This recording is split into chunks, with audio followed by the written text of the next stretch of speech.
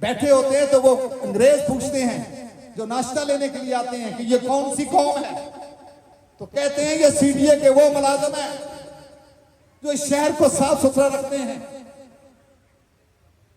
तो हमारा सर शर्म से झुक जाता है। लेकिन इंतजामिया जो अरबों रुपए के प्रोजेक्ट कर रही है शहरियों की सहूलत के लिए, वो अपनी बेटियों के लिए, इन मुलाजमीन के लिए आज तक दफ्तर नहीं बना सके। हर दफे यही कहा जाता है कि चौधरी साहब 15 दिन के अंदर हो जाएगा। मैंने यहां तक भी कहा कि जब तक ये खूबसूरत डिजाइन जो आपने बनाना है, जो हमें बताते हो कि हम मॉडर्न डिजाइन के दफ्तर बनाना चाहते हैं, ये डिजाइन बनाते रहें, कोई आर्जी तौर पे रखते हैं। वहां आके बारिश के दिन लिखवाऊं तो सुबह हादी लगती है, लोग अपनी अपनी गलियों में चले जाते हैं, फिर वहां कुछ भी नहीं होता। ये जरा चेयरमैन साहब, ये एजेंसियों वालों लिखो, इससे बड़ी तफरीक क्या। अहमद अली रंधावा साहब ने मिनिस्टर साहब की हिदायत, वज़ीर आज़म के विजन के मुताबिक इस शहर में इंटरचेंज बनाया। यकीनन उससे ट्रैफिक में रवानी आई। 4 अरब रुपए का एक प्रोजेक्ट, लेकिन दफ्तर नहीं बना। अब ये क्यों है? इसलिए कि हम तकसीम हैं, इसलिए कि हम एक कौम नहीं बने, हम अपने हक के लिए इकट्ठे नहीं होते। आज है ना इकट्ठे, तो मैंने कहा ना, जान भी अपने खानदान के अंदर, अपने खानदान के अंदर बैठ के अपना लिस्ट में नाम देख के कि मुझे प्लाट मिलेगा। जैसे यहां कहा गया, हाजी साबर ने कहा कि हर आदमी एक फिर खुशगवार मूड में था कि 4-5 दिन बाद मेरे घर में भी खुशहाली आएगी। वो अपनी बेटियों से, अपने बच्चों से, अपने रिश्तेदारों से कहता था मुझे भी प्लाट मिलेगा, मैं उसे बेच के अपनी बेटियों के हाथ पीले करूंगा, मैं उसे बेचकर छोटा सा घर बनाऊंगा, मैं उसे बेचकर रोजा रसूल की और अल्लाह के घर की ज़ियारत के लिए जाऊंगा। ये ख्वाब कितना खूबसूरत था। और इसे 30 अप्रैल 2011 को एक बटन दबाना था तो हजारों घरों के अंदर खुशी आ जानी थी। और इन बदबख्तों ने, अल्लाह नियतों का हाल भी जानता, अल्लाह दिलों के हाल भी जानता, फिर बदबख्तों ने जो आज भी उसी काम में लगे हुए हैं, वो राय रास्ते नहीं आए, अल्लाह ने उनके मोहरे लगा दिए। फिर कानून की हुक्मरानी में जहां डालते हैं अदलिया है, फिर आपने कानूनी जंग लड़नी है, तो हमने हमेशा दोनों तरीकों पे अमल किया। हम जब इस्लामाबाद हो हाई कोर्ट में गए, 14 साल गुजर गए।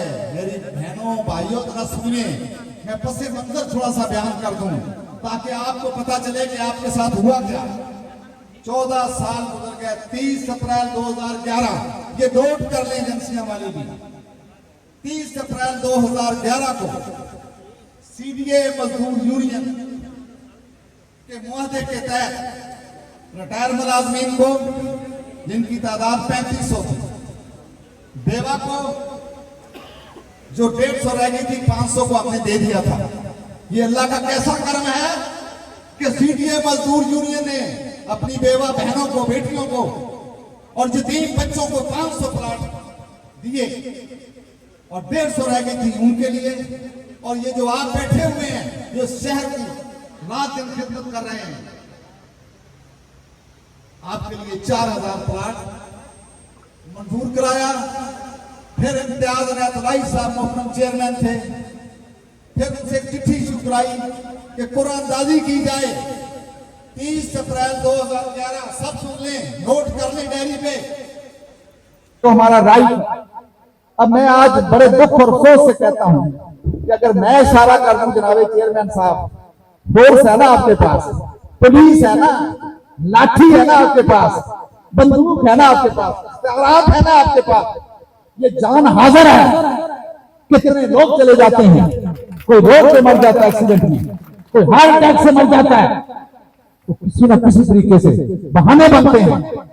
तो सबकी जिम्मेदारी है कि हम कौम के लीडर हैं, हमें इज्जत इन गरीबों ने दी है, इन मजदूरों ने दी है।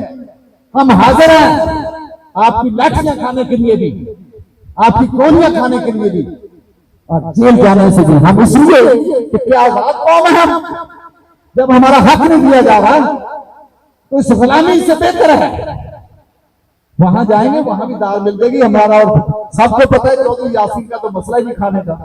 मैं तो इतना कम खाता हूं कि जिसकी दावत पे जाता हूं वो परेशान हो जाता है। तो मैं यही कहता हूं, मैं जिंदा रहने के लिए खाना खाता हूं, मुझे इससे कोई सरोकार नहीं। लेकिन मैंने आपसे कहा कि जनाब चेयरमैन साहब, आप हमें बुलाएं, हमारी तंजीम को बुलाएं, बैठिए हमारे साथ, हम बात करना चाहते हैं। मैं आज फिर कहता हूं, ये जो अहलकार हैं यहां पे, वो लिख ले मेरी बात। ये शहर हमारा है, हम इसको बनाने वाले हैं, हम तमीर वाले हैं, तखरीब वाले नहीं हैं। हम बदनामी नहीं चाहते, भाईचारा अमन दर्श का दर्श देते हैं। ये हमारी सियासत है, इसे हम इबादत समझते हैं। लेकिन अगर दूसरी तरफ से दूसरा फरीक हमें दावत नहीं देता, हमें सुनना नहीं चाहता, तो बताइए, मैं अपने भाइयों से भी पूछ रहा हूं, उन सरकारी एहलकारों से भी पूछ रहा हूं जो इस वक्त तैनात हैं, रिपोर्ट कर रहे हैं हमारे, उनसे भी मेरा सवाल है, फिर कौन सा वक्त रह जाता है? अदालत ने फैसला दे दिया, सुप्रीम कोर्ट की 3 जजमेंटें हैं, और राणा भगवान दास हिंदू जज था जो क्रेडिबल था, जिसकी दुनिया के अंदर यह है कि उसने इंसाफ किया। इफ्तिखार चौधरी जो चीफ जस्टिस इस्लामाबाद रहा हाई कोर्ट का, सुप्रीम कोर्ट का, उसका 100 वोटर नोटिस में फैसला है।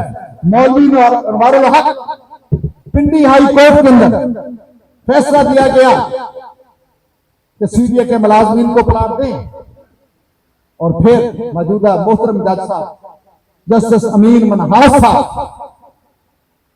अल्लाह उन्हें अपने ज़ुबान में रखे, उसने बिल्कुल मेरिट पे सीबीआई इंतजामिया की रजामंदी से फैसला देते हुए कहा कि सुप्रीम कोर्ट के फैसले और आपकी रजामंदी के बाद कोई गुंजाइश नहीं है, फौरन कुरानदाजी कराई। आपने वादा किया, नहीं पूरा किया। आप अदालतों को भी नहीं मानते, आप अवाम को भी ताकत को नहीं मानते, चाहते क्या? फिर रस्ते जब कोई बात ना करें तो फिर रस्ते को शिद्दत की तरफ जाते हैं, वायलेंस की तरफ जाते हैं। जरा दुनिया की तरफ देखो क्या हो रहा है। पाकिस्तान के हालात अच्छे नहीं है, सियासी अदम इस्तेकाम है, हमें पता है। मुल्क के अंदर सैलाब आया हुआ, पंजाब के अंदर देहातों के देहात बह गए, मवेशी बह गए, किसान जिसकी सारी पूरा साल अपनी फसल पे दारोमदार होता है, उसके कुछ भी नहीं रहा, कंगाल, और वो खुले आसमान के नीचे वहां बैठे हुए बीमारियां फैल रही हैं। हम अल्लाह से वो भी दुआ करते हैं कि अल्लाह ताला अपने बीवे पाक के सदके उनके लिए भी आसानियां पैदा करें। इन हालात के अंदर ये दारुल हुकूमत है, यहां से थोड़ी सी बात भी दुनिया में जाती है, सोशल मीडिया भी है। दुनिया के यहाँ 140 से 45 मुल्कों के सफारतखाने भी हैं।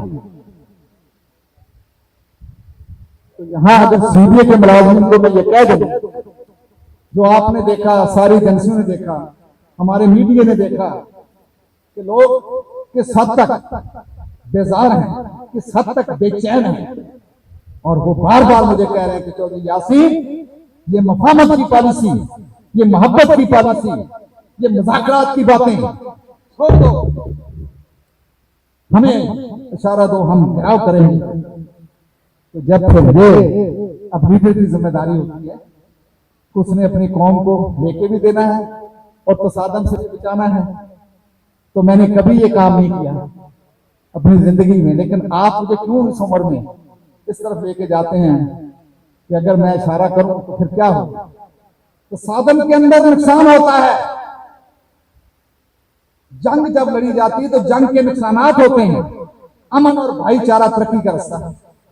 तो आइए, मैं आज आपके सामने जो पॉलिसी बयान देना चाहता हूं वो ये है कि 26 तारीख को अदालत ने इनको तलब किया है। अब हमारे मेंबर साहब जो हैं, अल्लाह उन्हें भी मान में रखे, वो अमेरिका चले गए हैं, अचानक वो अमेरिका चले गए हैं। अब यकीनन उनकी जगह पे सीबीए का कोई मेंबर या चेयरमैन पेश होगा, हम वो भी मौका देना चाहते हैं। आपसे पूछना चाहता हूं, क्योंकि अदालत है, हम अदालतों का एहतराम करते हैं। ये कानून की यहां बात हुई ना कि आइन जिसके तहत मुल्क चलता है, जिसके तहत हुक्मरान है, ये आइन का ये पासदारी क्यों नहीं करते, ये कानून की पासदारी क्यों नहीं करते? ये बदनसीबी है हमारे मुल्क के अंदर कि कानून बनाने वाले ये जो बड़े बड़े लोग हैं ये कानून की पासदारी नहीं करते, कानून को रोकते हैं। कानून भी मेरे और गरीबों के लिए है, लेकिन हम यहाँ पे खड़े होकर ऐलान करते हैं कि हम अदालतों के फैसलों का एहतराम करते हैं और आपसे फिर गुजारिश करते हैं कि आप अदालत के फैसले के मुताबिक फौरी तौर पर सीबीए के मुलाजमीन के जो प्लॉट हैं, रिटायर के, बेवा के और अदर सर्विस के, उनका बटन दबा दीजिए।